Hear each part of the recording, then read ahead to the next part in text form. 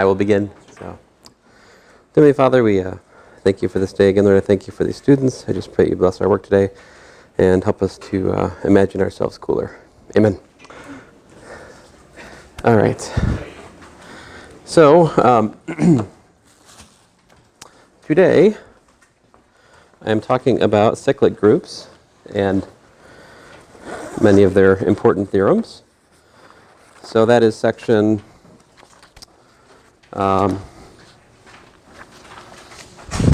what section is that? 2.4. Okay, thank you. So I think what we're a lot of what we're doing basically is built over two really important rules. So if we have G in a group, right, then for m and n integers, you can prove that g to the m times g to the n, it's g to the m plus n, right? And g to the m to the n is g to the mn, right? Of course, the other possibility is you could be working with an additive group, right? AKA what? M times g, right? Plus n times g. Sometimes we omit the dot, right? Is equal to m plus n times g. So this is what laws of exponents look like when you write it additively. And this, of course, is n times m times g is equal to m, my n m times g. Okay, so these are the laws of exponents, right? Either written additively or multiplicatively. Although I think most people wouldn't call these laws of exponents, right? But logically, they're the same animal. Now, so our theorem, first theorem. Come on.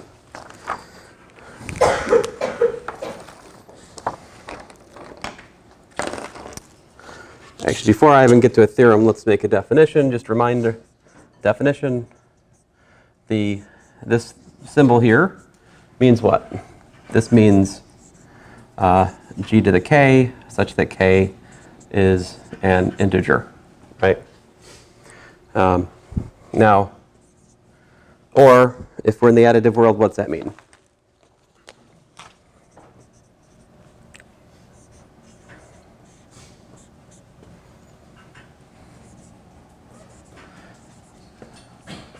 Right, so let me write it down here.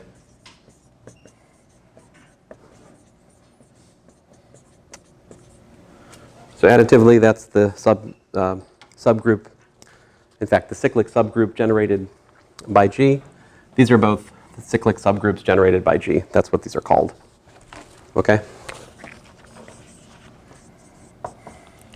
I can't spell. Cyclic group or subgroup generated by G. Right? And of course, G is cyclic if and only if what? There exists G and G such that what? Right, G is generated by that one little g. So if that happens, then we say little g is a generator for big G, right? So some examples.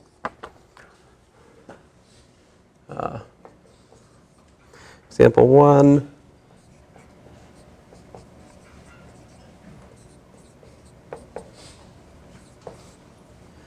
Example 2. So of course the trivial subgroup is always cyclic. If we look at G was 1 minus 1, I and minus I, what do we call that thing? That had a name. What was it? It wasn't C0's too much. It was related to that, though. This is a subgroup of C0.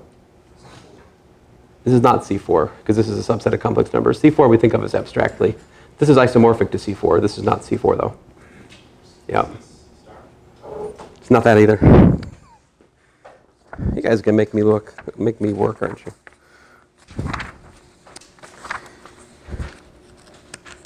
Oh, no, I think it's from like 2 days ago. So I guess that's long forgotten, huh? Yeah.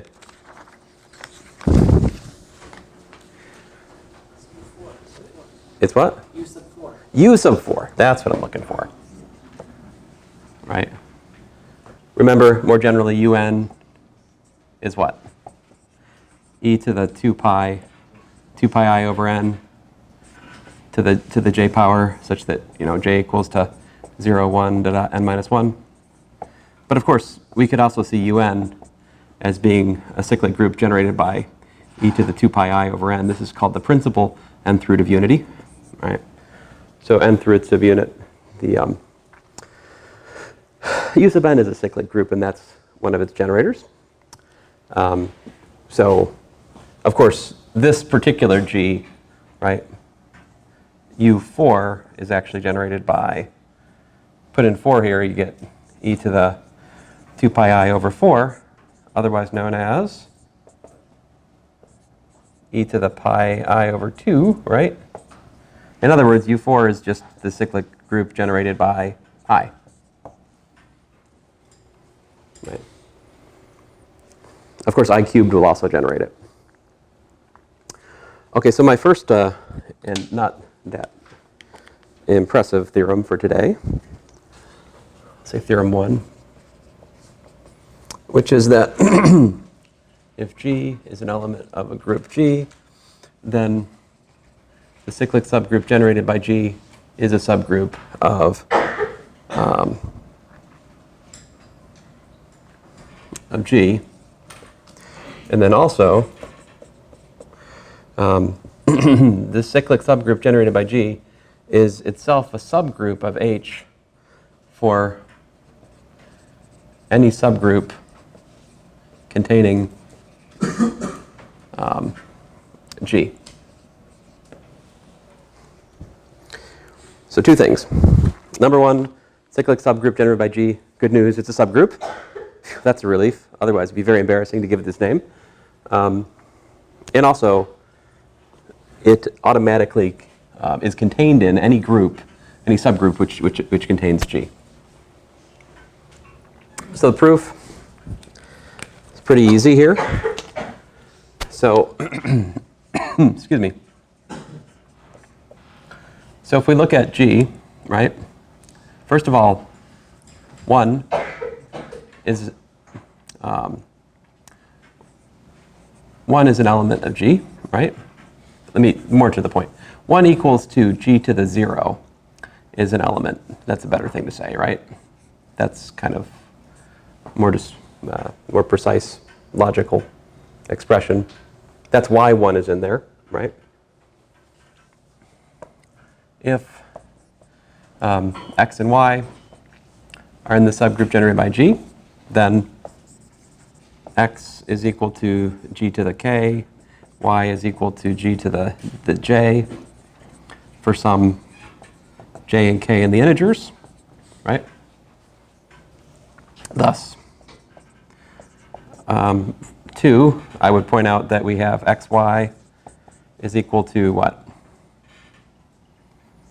G to the k, G to the j, which is G to the k plus j, right?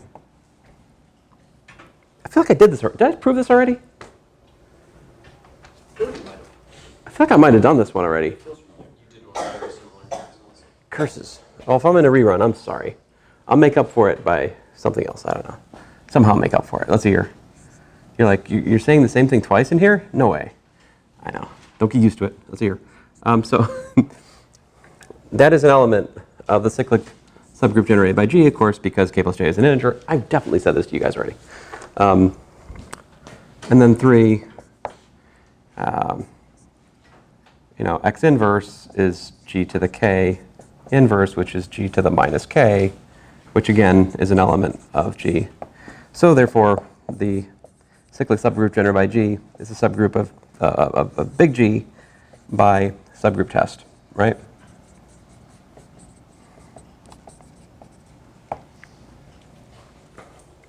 Then if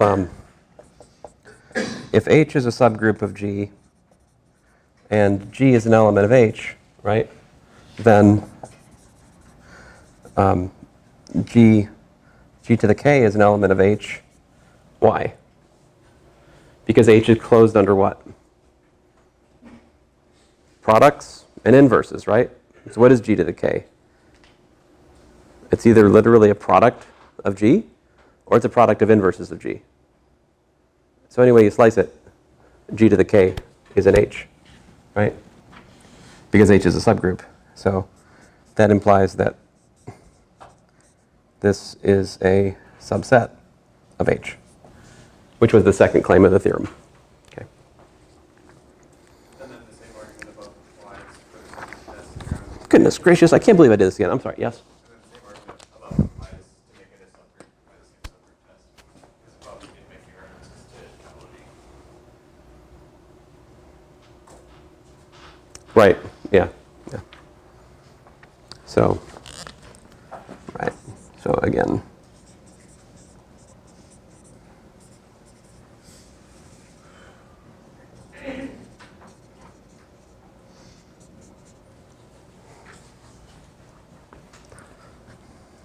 Already given.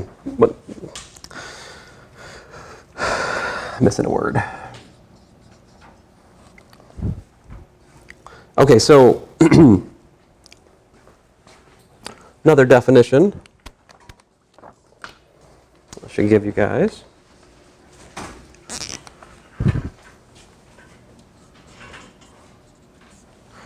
The smallest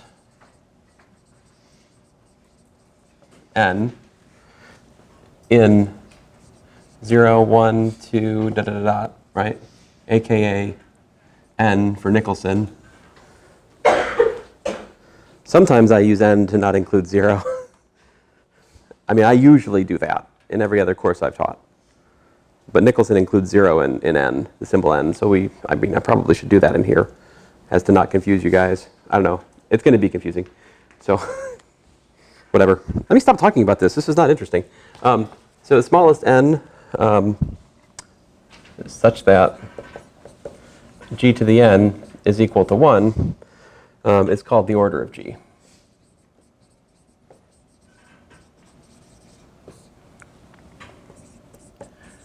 And we write little o g equals to n in this case, right? If no such n exists,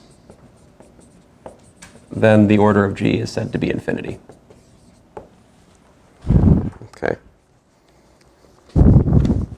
Obligatory additive comment. In other words, if n times G is equal to 0, and that's the smallest multiple of G, which is 0, then that means that the order of G is what? N, right? But if no such thing, if n times G is not equal to 0 for all n in the Z, right? Well, that's too hard. Let's say n and n. But you see now, I've already done it. This is the problem, right? So I'm sorry, guys. It's my default. I can't do this. This is not n. This, for me, is n union 0. I'm sorry. I'm just going to have to differ with Nicholson. Otherwise, it's going to create chaos in my cross-course commentary. I have to stick with my own intrinsic notation, which is that n does not include 0. So sorry about that. Use Z+. You can use Z+. It's fine. Okay, so anyway, my point is that this would say the order of G is infinity. Okay. So some examples of order.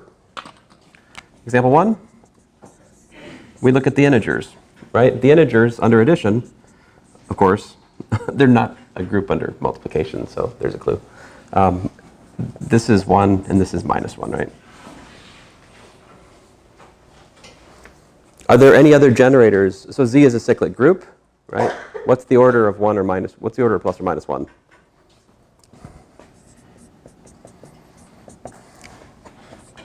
Did I say example 1? I meant example 3.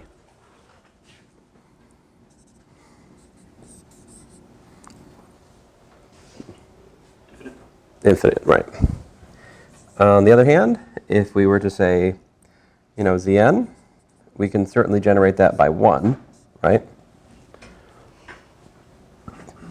That's equal to, n times 1.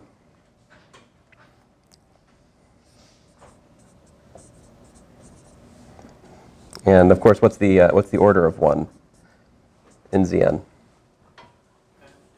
N, yeah. So we're being additive in both cases? That is true. How about this? Example 5.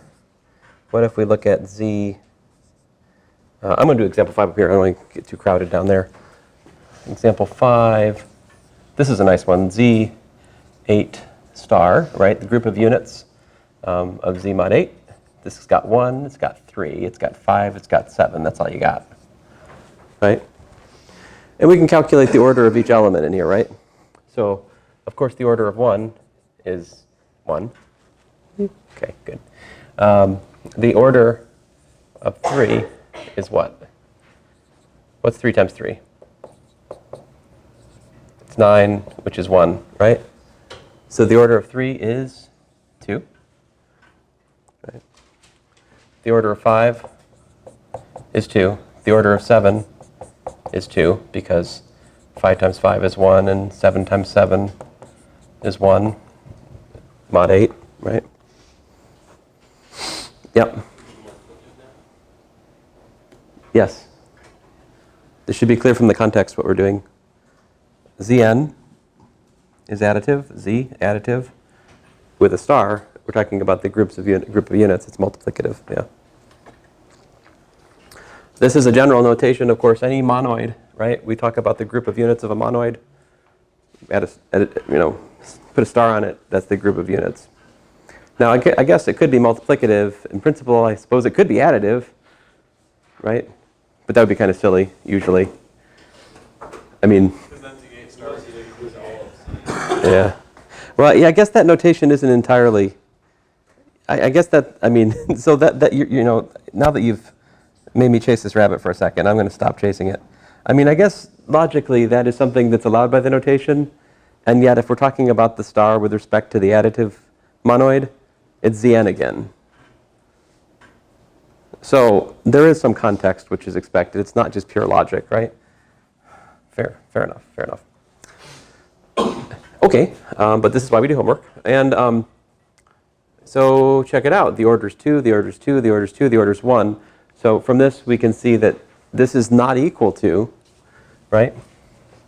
It's not equal to a single thing. It's not generated by a single group element, right? So this proves that the group of units of Z8 is not cyclic, right?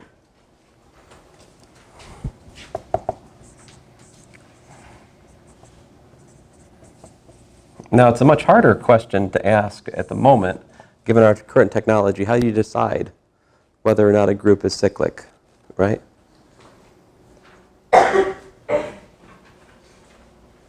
Here's one thing you could figure, and let's just, since I did this again today, let's get something out of it. What is an easy thing we could tack on to this? By the way, G is a cyclic subgroup, right? I'm an idiot. Abelian. Duh. See, because look at this. XY is this, which is this, which, by the way, is this, which, by the way, is this, which, by the way, is that. But x and y are arbitrary, so this shows that a cyclic group is abelian. Right? So cyclic groups are abelian.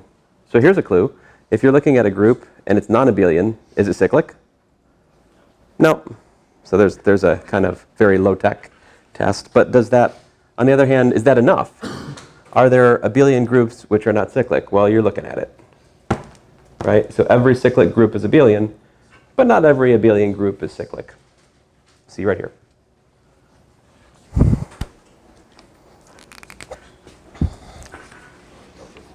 Yeah? Shouldn't that definition exclude 0? I'm sorry? Shouldn't it exclude 0? No. I don't think so. The small Oh, you're right. Curses. Well, oh, yeah, all right, no, I refuse. So, is the smallest n for g to the n equal to 1? But we do say, smallest positive. we do say that, yeah, smallest positive. So it is n. Ah, it is n, yeah. I'm sorry. I thank you guys, keeping me honest. So let's see here. In particular, you notice like e to the 1 is e again, or if you like 1 to the 1 is 1 again. So the order of the identity is 1 under that definition, which is what I wanted. Okay, good. Yeah, because if I throw 0 in there, it's worthless. Then everything has order 0, right? If we throw 0 in there, everything has order 0. It's obviously wrong, right? Thank you.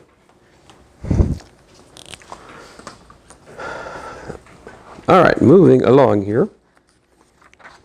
Believe it or not.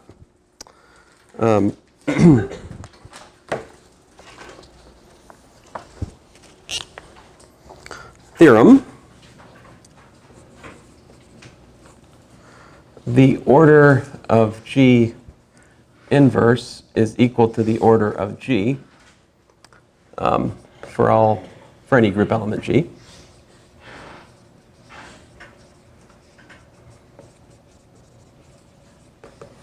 Now, I think I'd give the argument in the textbook half credit.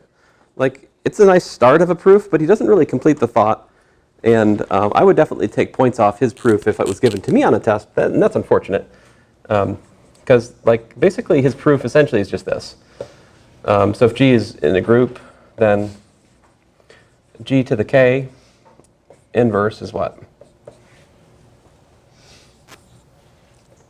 G to the G to the inverse to the K, right? I mean, that's what he says. That's for K and Z. And then I think basically he concludes. So yeah. Okay, that's great. But there's some cases to consider here, okay? So there's a finite case and there's an infinite case. And you should give a separate argument for each. Right? So suppose, this is an identity though. Okay? So keep this identity in mind for the argument which follows. So suppose the order of G is n.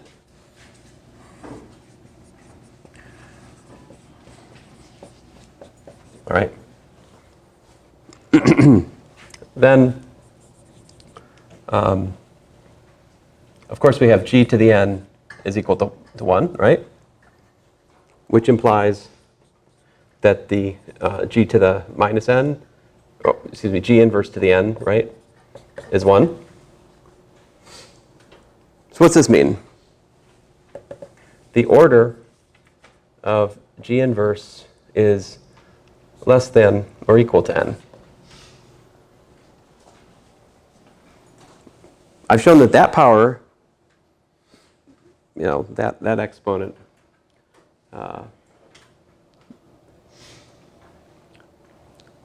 causes that power of G inverse to go to 1, but I still have more to prove, right? I need to show that that's the smallest end which that happens for, right? So there's something left to show. So towards a contradiction, suppose that G inverse to the J was equal to 1 for some J less than, for some 1 less than or equal to J less than n, right? Let me just say, instead of that, let me just say for some positive J less than n. I like that better. I mean, same thing, but it just sounds better. Then by our identity, what do we get? Hence, Gj to the inverse is equal to 1, which tells me that Gj is equal to 1. So I just found a smaller power, which when we raise g to that smaller power, that's that plague I heard about. Uh-oh. Some student came up to me and asked me if I had the plague yet. And I was like, what are you talking about? But I'm starting to hear coughing. All right. Anyway, so this is a contradiction, right? This is a smaller power than n, which g raised to gives 1, right? So this contradicts the order of g being equal to n, right? So hence, no such j exists, and we conclude that the order of g inverse is in fact equal to n. This little sentence involving contradiction or checking on lower powers is absent from the book, and that's not excusable for this course. That should be there. So I mean, it's a good start of a proof. It's just I'm not happy with it. Now the proof, if the order, and I'll just proof for case the order of g equals to infinity is similar. All right? I'll let you guys think about that one. But this is still true for infinite order. All right.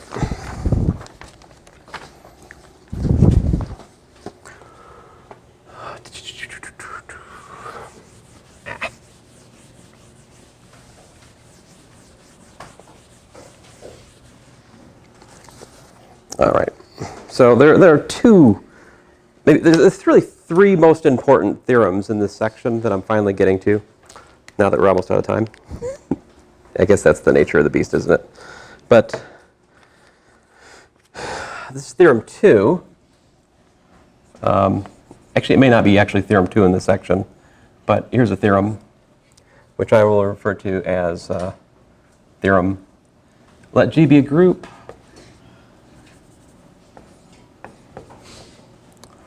We can come up with a name for it in a second here. Let G be a group, and G an element of the group, all right?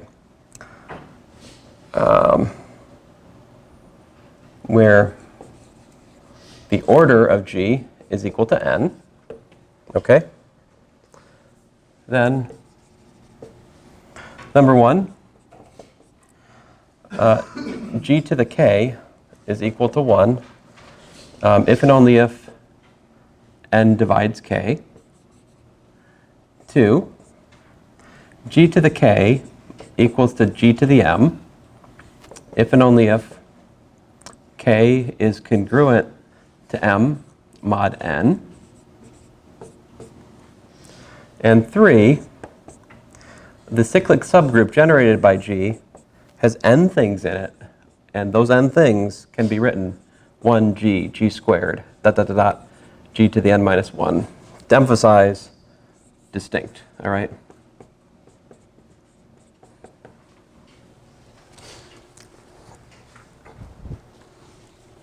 Now, some of you guys are, it depends on who you are.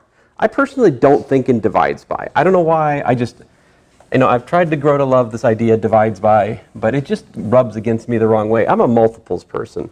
So like, when I see g to the k equal to 1, if only if n divides k, I'm like, I don't like it. So what I prefer to think of this in the following way. G to the k equals to 1 if and only if k is multiple of n, right? That is logically equivalent. And for me, much more useful.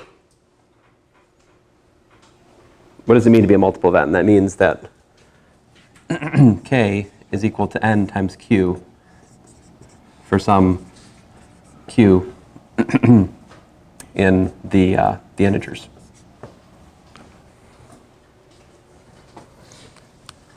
All right. So the proof is important here, and not that hard. So let's do it. How will we prove number 1 there? That's if and only if, right?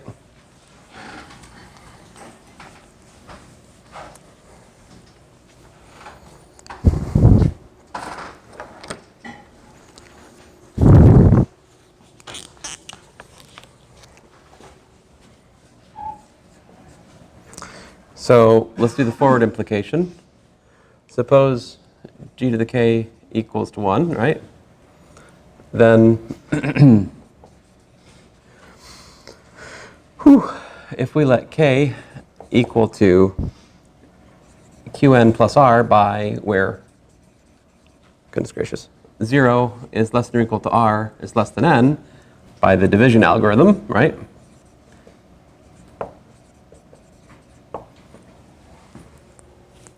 Right? I mean, there exists q and r in the integers such that what? That. Okay. What am I trying to show? R equal to 0. I'm trying to show that n divides k, but yeah, r equal to 0, I suppose, is the way we could look at it. How about this then? G to the r is equal to what? G to the k minus qn, right? Which is, by laws of exponents, g to the k times g to the n to the minus q. But we know that g to the n is 1, right? Because the order of g is n, and so we got g to the k.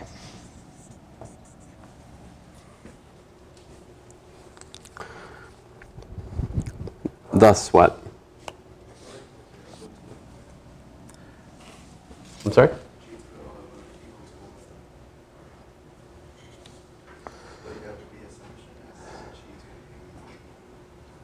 Yeah, g to the k was 1. Oh, thank you. I cannot lecture. I'll be honest, you guys. This heat in here is wearing me down today. It is not helping me. So why does it give us r equals to 0? So why does that give us r is equal to? Why does it give us r is equal to 0?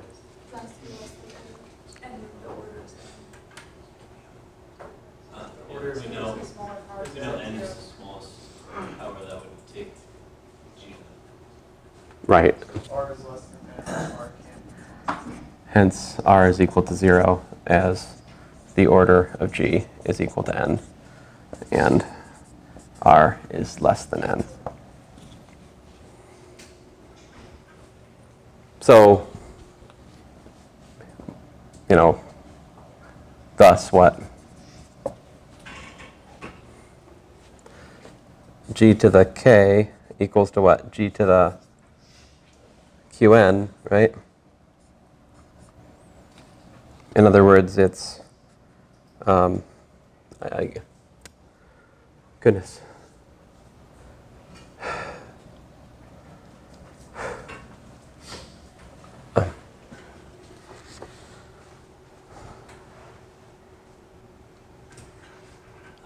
I think we can just say k equals qn because we already said that. Yeah. Yeah. K equals qn plus r, and we said r is 0, so we got k equals qn. Right. That's what I'm struggling with because I'm an idiot. Yeah, I'm sorry. So this right here, n divides k, right? So if we have, note, k equals to qn means that n divides k. Okay. All right. Now the other direction. Still on number 1, the reverse implication. Suppose n divides k, so k is equal to n times j, right? And it's almost immediate then. G to the k is equal to what? G to the nj, which is equal to g to the n to the j, which is 1 to the j, which is 1, right? Which is what we wanted, right?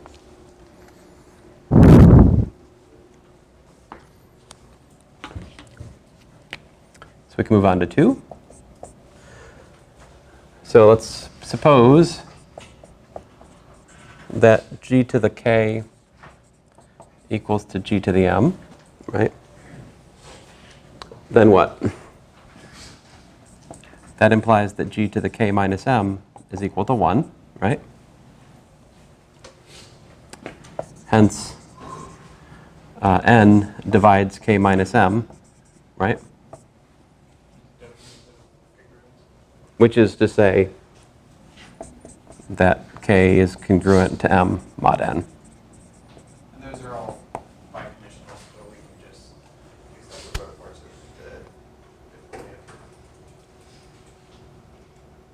the result. Yes.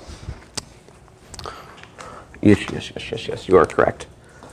To emphasize, like so,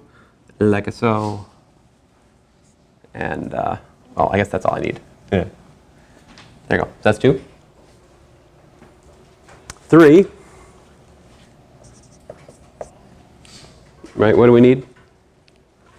We need that those are distinct. And what else do we need? Let's see here. First off, 1g g to the n minus 1 is a subset of the subgroup generated by g. Right? That's by definition of cyclic subgroup.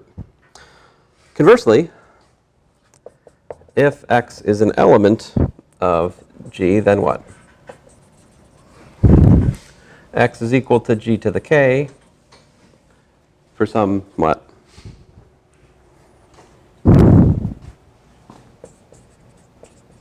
Integer, right? And so we can apply the division algorithm, and we get k is equal to qn plus r, where 0 is less than or equal to r is less than n, right? So what's that mean? X is equal to g to the qn plus r, which is equal to g to the n to the q times g to the r, which is what we want to show. See, because that's just equal to g to the r, right? Which is an element of this set 1 g g to the n minus 1 by construction of r in the division algorithm. So this shows that we have that the set 1 g g to the n minus 1 is equal to the cyclic subgroup generated by g. What still remains to show, though? Distinct. Very good. How do we do that?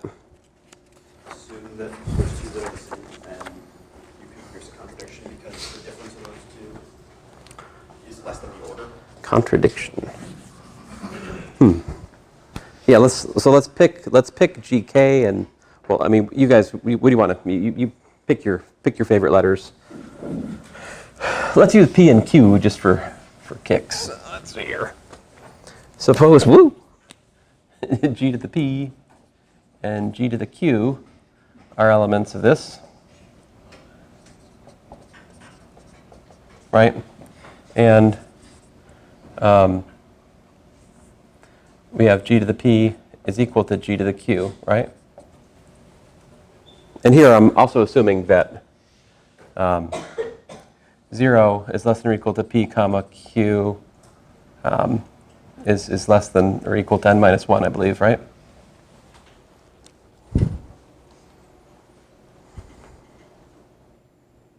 I'd like to show that that equality forces P to be equal to Q. That shows distinctness. So this implies that G to the P minus Q is equal to 1. Therefore, P minus Q is multiple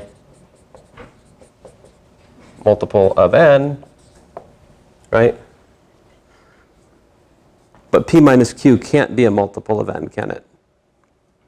Unless it's 0. Unless it's the 0 multiple, because p and q are both from within the set of numbers 0 to n minus 1, right? You can't get a difference of n between two things in there. So that implies that p minus q is equal to 0. So therefore p is equal to q, and there you have it. We have that's a distinct list.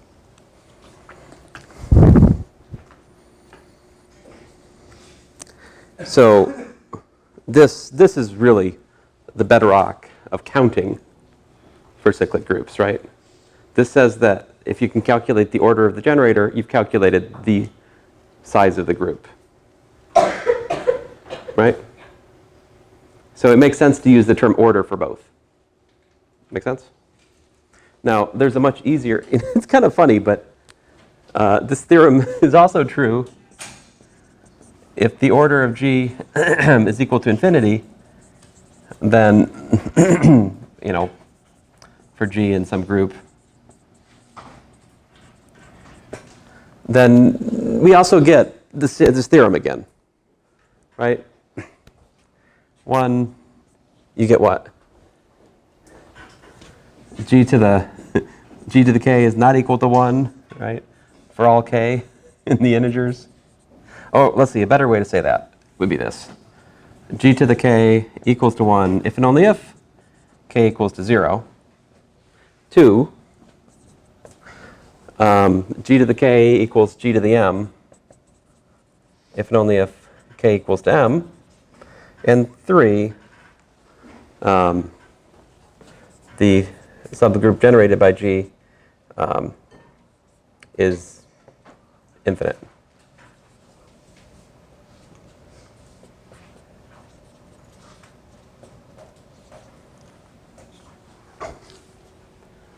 The proof of this is easier. I won't go through it, though. The proof's good. Example 6, because I neglected to put it in there earlier. If we look at G equal to, say, the real numbers, the multiplicative group of non-zero real numbers under multiplication, then in this context, this thing is very, very big, right? This is like all possible fractions, like 1/27th is in there, 1/9, 1/3, 1, 3, 9, 27, and so forth and so on and for on. So, that is an infinite group. Cyclic, but yeah. What do you think? Is the group of multiplicative group of not positive, but the multiplicative group of non-zero real numbers, is this cyclic?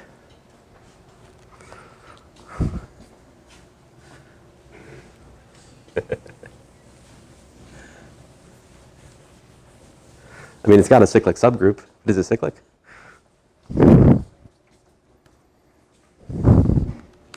I think clearly no, but how would you prove it? That I don't clearly know. Sorry, it's a corollary. Stupid joke. But I've told stupider. The order of G is the order of G. Get it? So this works in infinite and in finite case. Theorem 4 in this section, he proves a beautiful result about the order of a permutation built from disjoint cycles being the least common multiple of the orders of the product. I'll probably go to that tomorrow in the help session if we have time. Theorem 5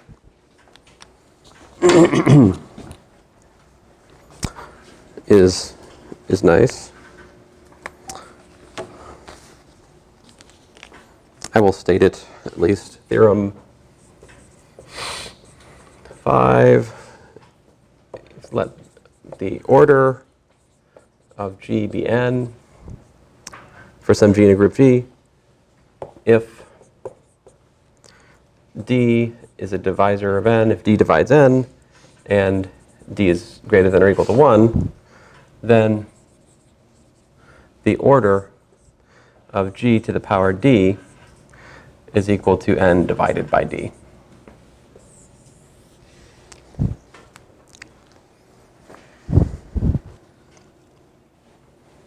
So rather than going over the proof of that, I'll give you an illustration of it. Let's see here. So example 7. If we're working in, let's say, Z10, right? Maybe I should go with something bigger. Z20. We were playing with that last time, right? If I have, let's see here. How about 2? What's the order of 2? 10.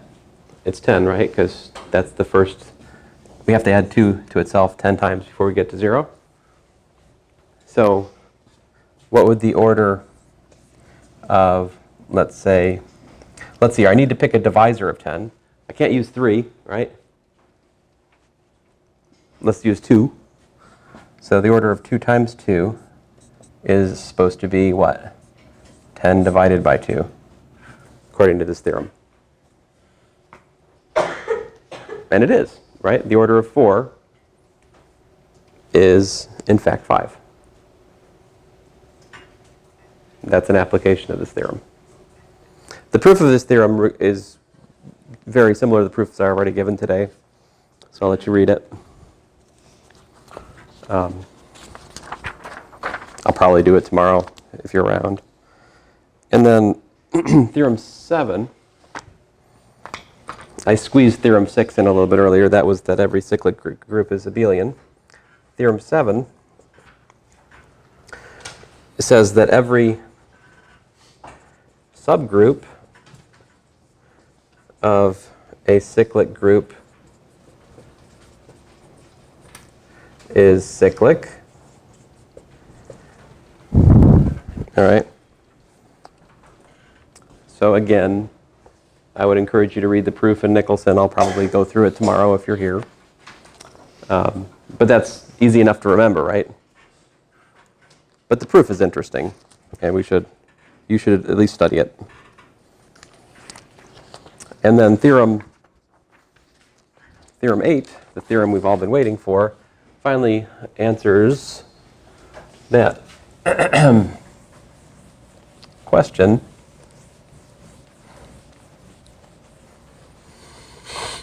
Come on. So here's theorem 8. Theorem 8 says, let G be a cyclic group, right, with the order of G equals to n, right?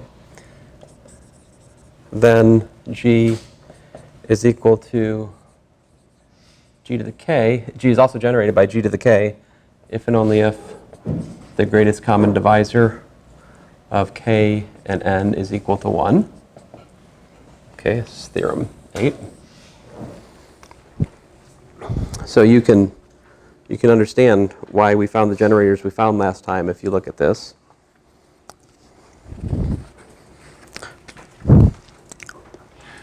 Let's see here. And then finally,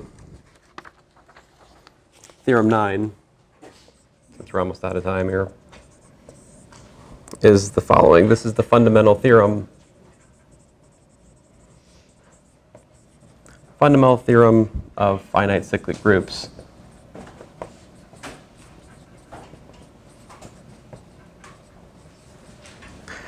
It states the following.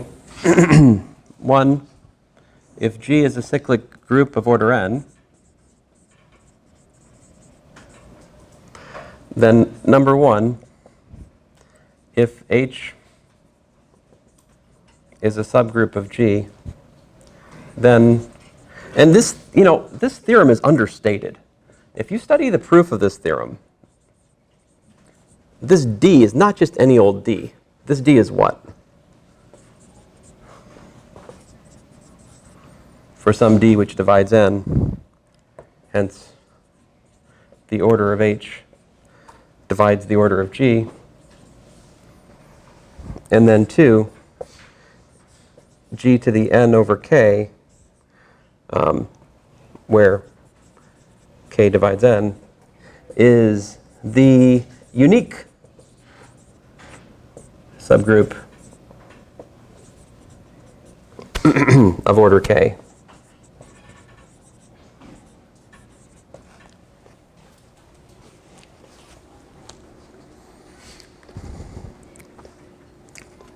Now, again, the proof of this is very, very similar to the proofs I did today. And I probably will, these proofs that are missing today, first of all, they're great in Nicholson. You can read them. If you don't want to read them, and if you want to watch me talk through them, I'll do it in the help session tomorrow, most likely. It won't take me that long. So, but there's only so many things I can prove in here, which isn't to say that they're not important, right? Now, this is basically the machinery that we need for studying cyclic groups.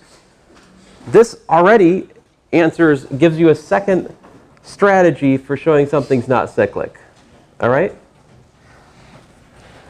Token example, then I'll call it a day.